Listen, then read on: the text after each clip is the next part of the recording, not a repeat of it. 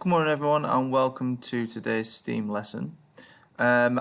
We have been looking recently at habitats, microhabitats, mini beasts, food chains, and today we're going to focus on a particular animal called the mountain gorilla.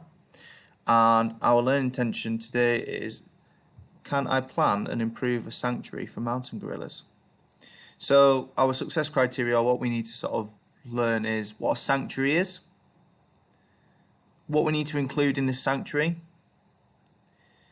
Think about what is the most important, or are the most important things that mountain gorilla needs if we have a budget.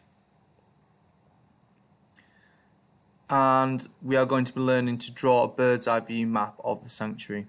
Now I've underlined those three sort of words or phrases because they're key parts or key bits of vocabulary that we are going to be looking at, and hopefully by the end of the lesson you will know.